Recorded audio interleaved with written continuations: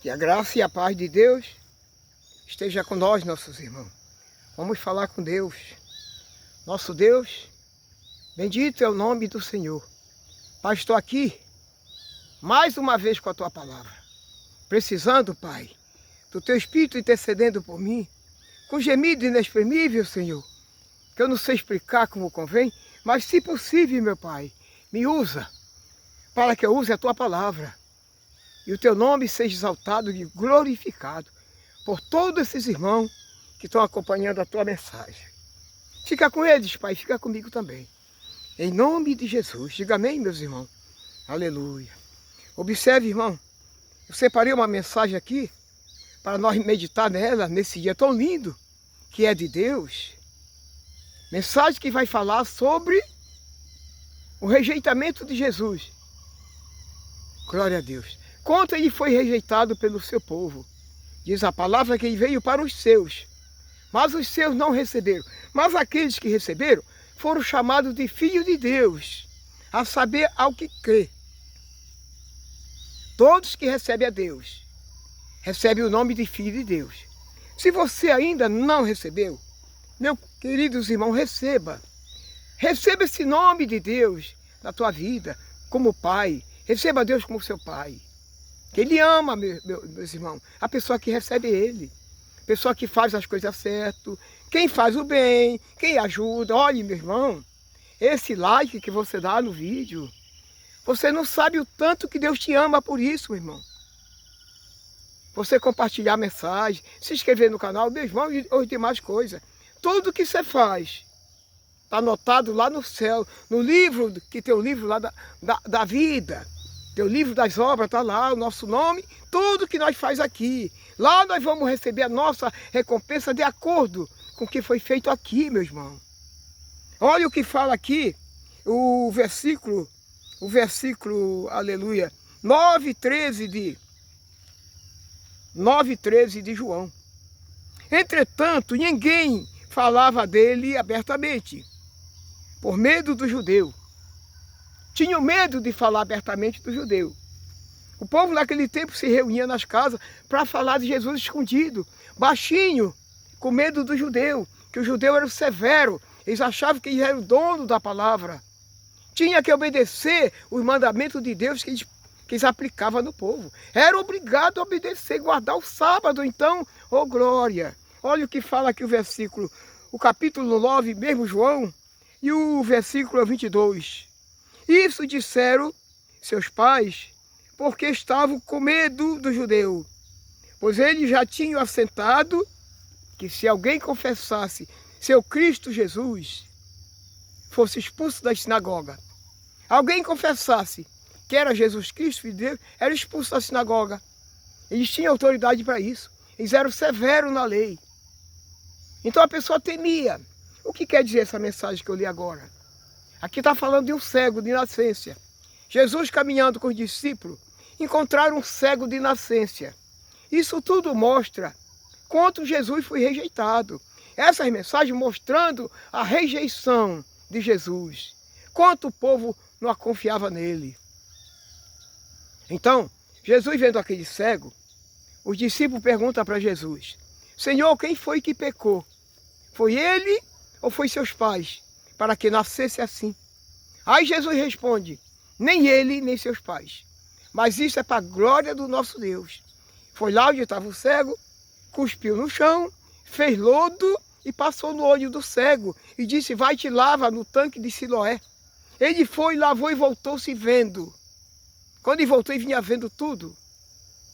Mas como era dia de sábado, meu irmão, deu um problema nisso aí, meu querido irmão. Aí deram em cima do cego. Quem foi que abriu teus olhos? O cego não sabia que ele era cego. Não sei. Aí procura o pai do cego. O pai testemunhar quem fez aquilo. Que eles queriam castigar quem tinha feito aquilo, porque era sábado. Aí chamaram o pai do cego e perguntaram: como foi que abriram os olhos do teu filho? O pai falou: eu sei que meu filho era cego. Agora quem abriu o olho dele, não sei. Agora vocês perguntam para ele, porque ele tem idade e ele pode falar por ele mesmo. Você vê a resposta do pai? Foi certo. por em cima. Então, eles davam em cima para querer pegar Jesus de uma falha, para poder condenar Jesus. Jesus fazendo o bem, curando, abençoando e as pessoas rejeitando ele, meu irmão. Olha, hoje eu pergunto para você, e hoje, meu irmão, como é que é hoje, meus queridos irmãos? Será que tem mudança daquele tempo para hoje? Eu creio que não, irmão. É a mesma coisa, é a mesma sinagoga, é os mesmos fariseus que estão por aí, dizendo que tem que estar ali, que tem que se congregar, que se não se congregar está desviado, se não se congregar vai para o inferno, e é tanta mentira, meu irmão, na cabeça da gente. Se não pagar dízimo, tá cancelada a vida dele. Enfim, irmão, mete o medo para assustar. Nesse tempo eles tinham medo, o pessoal, de falar de Jesus. Hoje a pessoa tem medo de não frequentar um lugar desse que não, onde Deus não está. Tudo falta do conhecimento, meu irmão. Quando eu digo aqui que não tem igreja, meu irmão, isso dá um abalo tão grande em algumas pessoas. Quando eu digo que não existe dízimo na graça, é outro choque imenso. A pessoa toda levanta contra a palavra. Meu irmão, eu não estudei, já lhe falei várias vezes, mas eu uso a palavra de Deus. Olha aqui, palavrinha já antiga, mas é a mesma palavra que qualquer um teólogo estuda.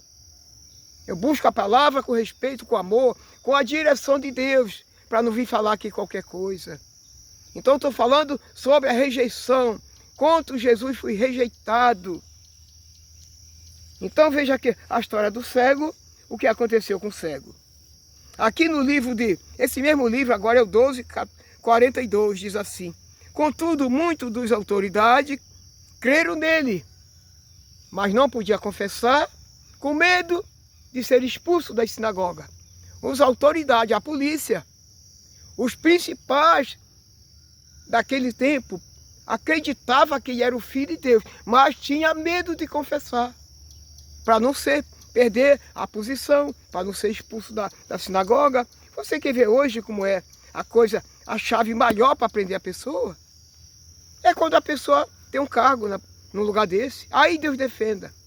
É dia e noite ali o ano todinho. Por quê? Para não negar o que? Jesus não, para não negar aquele homem. Porque a pessoa serve o homem, não a Deus. Era o que acontecia. Jesus fazia o milagre e o povo não acreditava no milagre. Você vê que a história do cego é uma história linda.